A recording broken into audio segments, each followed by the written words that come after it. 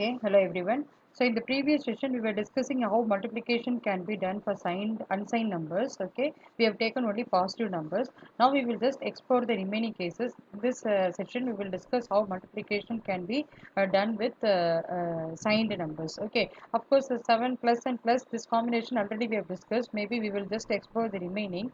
And before starting, we will just write the binary equivalent of each number. Plus 7 is nothing but 0, triple 1. Okay, and then minus 7 you have to write the 2's complement form. So minus 1 it is nothing but 1 0 0 1. So the 2's complement representation will be followed for storing the minus 7. And similarly for plus 3 the binary equivalent will be written as 0 0 1 1. And for minus 3 we will be taking the 2's complement of minus 3 because it is a negative number. Okay, so you will be having 1 0 1 1. So this is going to be the binary representation of the signed numbers. And now when you multiply 7 into 3, the product is supposed to be plus 21. Either it could be plus 21 or it could be minus 21. How you will write the binary equivalent for this 21? So maybe we will just have this representation 8421. And of course for magnitude it is only 16. It comes to 21. So you need one more digit for representing the magnitude. 5 bits will be required for storing the magnitude, and again one more bit is required for the sign bit. Okay, so 21 is 16 plus 4 20 plus 1 21. So this is going to be the binary equivalent of 21. So the sign bit you just take the next bit. Okay, so this bit is going to be 0. So this is going to be the binary equivalent of plus 21. And for minus 21 obviously it will be the 2's complement representation of this. So this will be 1 1 0 1 0 1. So this is going to be the 2's complement representation of minus 21. Now we will just explore how it is going to be done for manually when we want to multiply minus 7 plus 3. So when we multiply, the answer is supposed to be minus 21. So for minus 7 we already told it is 2's complement. It has to be stored in 2's complement. So it will be 1 0 0 1. Okay, and for plus 3 it is 0 0 1 1. Now we have to multiply. So please listen how we are going to do this multiplication. Examine the multiplier bit. If the bit is 1, you copy the number. So the number has to be copied as such. Okay, now you all know the partial product will extend to 2n bit length. Okay, 4 bits you have written, so it has to be extended to 8 bit. When you are extending it to 8 bit, already we have told that whatever is in the sign bit, that only has to be extended. So this is a negative number, the sign bit is 1, so only this bit has to be extended. So don't make many mistake when you are writing the partial product. The sign bit extension has to be carried out. So this one has to be copied to all the remaining 4 positions. Okay, so totally 8 bit partial product. So this is going to be the partial product 1. Then examine the next multiplier bit, it is also 1. So you'll be writing this one, and you have to start from this bit position 1 0 0 1, and again you have to extend the sign bit. So the sign bit is 1, so you'll be extending the sign bit like this. Okay, so this is going to be the partial product 2. And of course here we don't have anything. Okay, you can initialize with zeros, and then the next two multiply a bit, it is all going to be zeros. If it is 0, the partial product is also 0. If you add 0 to any number, it is not going to change, so we simply ignore the remaining bits because it is going to end up in a 0 partial product. Now you have to add all the partial products. The answer will be 1 1 0 1. Okay, now 1 plus 1 it is 2, so it is 1 0. So you'll be taking the 1 to the next bit position. 1 plus 1 2, 2 plus 1 3. 3 means you have to write 1 here, and then you have to take the next one here. So 1 plus 1 2 3, again 1 1. Okay, so again 3 you will be having 1 1. So this is going to be the end around carry. So you're going to ignore this carry. So this is going to be the final product. When you find the final product, you have to examine the MSB. The MSB is 1. It means that it is a negative number. So you'll be putting a minus sign. And now how you will find the magnitude? Okay, so 1 1 0 1 0 1 1 1 1. So this is 1 0 1 0 1 1 1 0 1 0 1 1. This is the binary equivalent of minus 21. Of course, you will take the 2's complement of this representation. So it will be 1. So you will take 1 here, then 0. We have to complement the remaining bits. First one only should be taken as 1. The remaining bit should be inverted. So it will be 1 0 1 0 0. So this is nothing but 1 0 1 0 1. So this is nothing but the equivalent of 21. So the magnitude is minus 21. So this is how you will be doing the multiplication. If the multiplicand is negative, this is going to work out. Now the third case what we have taken, it is going to be plus 7 and minus 3. So if for the third case, if it is like this, obviously we don't want the multiplier to be negative, so take the sign to the multiplicand. So you are going to transform this calculation as again minus 7 plus 3. Okay, so the multiplier sign is going to be going to be attached to the multiplicand, and the multiplicand sign, so we are going to shuffle the sign of the two operands, only then we will be able to do, and again you will be proceeding in the same manner. And if it is for the last case, if both the multiplicand and the multiplier both are going to be negative, then in that case, if you work out the answer, see for minus 7 you will be having the equivalent as 1001. Okay, and for minus 3 you will be writing it as 1101. And if you perform the multiplication, you will not be able to get the correct answer, because this is also a negative number and here you have a negative number. Okay, so negative number and negative number, if you multiply, you will get a positive number. So when you are writing the positive number, so you have to write the 2's complement of this, but here we will be writing only 1001. Okay, this one only will be extended, and if you extend this one, what it indicates, this partial product is a negative partial product. But actually what happens, this is a negative number and this is also a negative number, so if you multiply two negative numbers, it may end up in a positive partial product. So as such, if you just see this procedure is not is going to work only for negative multiplicand and positive multiplier. If the multiplier alone is negative, then I can make the sign, change the sign here and then do.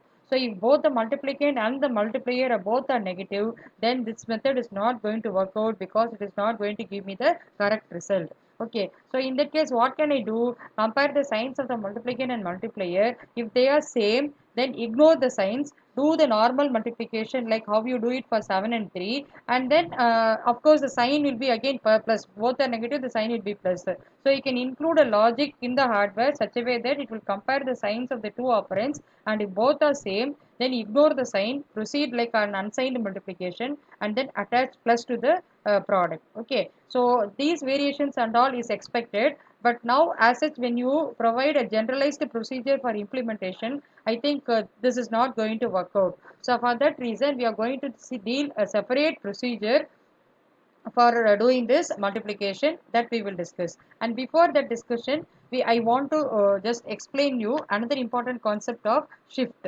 Okay, so here we have the concept of logical shift. So logical shift means you are just shifting one by one. So if it is going to be left shift, so we are first seeing the left shift. So left shift, what it will do, the LSB will be shifted to the next bit position, this will be shifted here, so it will be shifting every bit position one by one, and this MSB will go out. Okay, and something has to be inserted, so 0 will be always inserted. So this is going to be the left logical shift. And coming to right logical shift, okay, so every bit has to be shifted, right? So this one will be shifted, right? So this one will go away, this one will come here, this 0 will come here, like this every bit will be moved to the next right bit. Okay, and then what will happen, a 0 will be inserted. So I think this is going to be a straightforward shift operation. So given the registers with some values, if they ask you to do a left shift, you will be inserting 0 to the left, and the remaining bits will be shifted one position towards left. Okay, so the MSB will go out. And if it is a shift right operation, the LSB will go out, MSB will come to the next bit position, and the empty position will be filled up with 0. So this is with respect to the logical shifting. And now there is another shift called as arithmetic shift. So what we mean by arithmetic shift, in the arithmetic shift, we are not going to we are going to do it in two different ways. Coming to the left shift, okay, as you did for logical shift, the same thing is applicable, so there is no change. So as far as the left arithmetic shift and left logical shift are concerned, both are going to be one and the same. You are shifting every bit position left one by one position, and then this MSB is going to be moved out. Okay, for that 0 will be inserted. Now where comes the difference? The difference lies only in the right shift. Okay, if you observe what is the changes that happens between the logical right and arithmetic right. So every bit will be shifted one bit right position. Okay, this one will be shifted here, and instead of inserting a 0, here that same one will be copied here. What actually it means, the MSB is not going to lose the sign bit. If the sign bit is 1, we are trying to retain the sign bit and we are not going to change it. Okay, we are not going to insert 0. If you insert 0, this is going to be converted as a positive number. So during the right arithmetic shift, we are going to retain the sign bit as such. So this important point you have to remember, because in the following algorithm we will be discussing, or we will be trying to use arithmetic right shift. So whenever we are doing arithmetic right shift, keep the point in mind. The MSB, which is referring to the sign bit, should not be disturbed. The same bit is copied as such, and then the bit will be shifted right. So then we will start every bit shifting right, and this LSB will go out. But in the case of logical arithmetic shift, with only this bit will be coming here, and obviously the old sign bit will be lost. Okay, so the sign bit is not going to be lost when you are doing this arithmetic right shift. So this is an important point which you should keep in mind, so that when we are discussing about the other Booth algorithms, the remaining algorithms where we will be doing arithmetic shift right. Okay, so in the previous multiplication procedure we have done shift right, so it is going to be a normal shift right.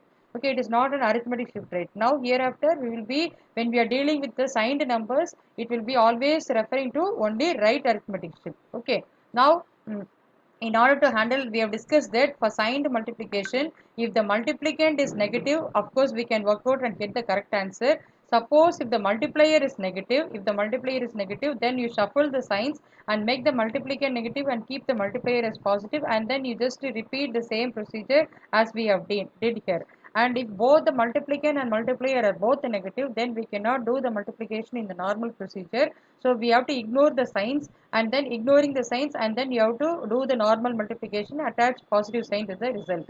So in order to handle the fourth case, okay, actually this case can be easily handled, we can do it, and this case also we can do. And if you have multiplier negative, then you are just going to change the signs of the multiplicand and multiplier, and then you will convert this as a second case and will proceed with the normal multiplication. For the fourth case, we are not able to get the answer because it is going to have both the operands as negative. Since both operands are negative, we will not be able to handle the signed multiplication with the correct answer for this case. For that purpose, the famous scientist Booth has introduced Booth algorithm. Okay, so Booth algorithm is one of the famous algorithm which is going to deal with the negative or it is going to deal with the signed multiplication.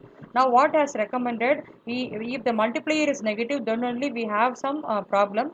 So for any case for that matter, for all the four cases, what Booth has recommended, he asked us to encode the multiplier bit. Okay, how we are going to encode the multiplier bit? By examining the pairs of bits at a time, you are going to do this multiplication.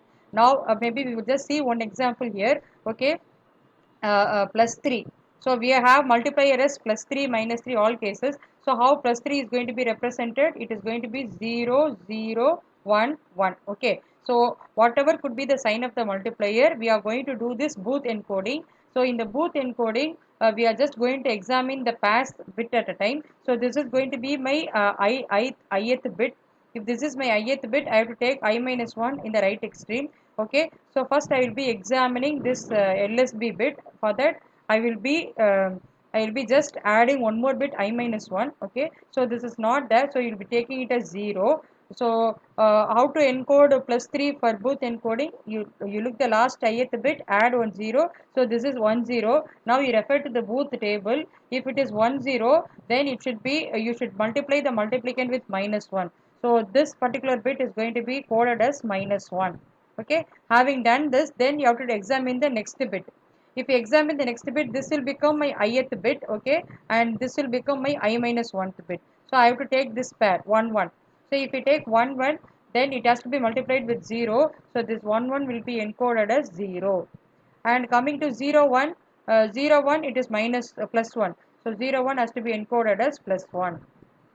And now you take this bit 0 0. So if it is 0 0, it should be encoded as 0. Okay, 0. So now what is that you have got? If it is plus 3, the binary equivalent of plus 3 is 0 0 1 1. And whether it is plus or minus, as per the Booth algorithm, you have to encode the multiplier. So now how you will encode the multiplier? The multiplier will be encoded as minus 1 0, then plus 1, and then 0.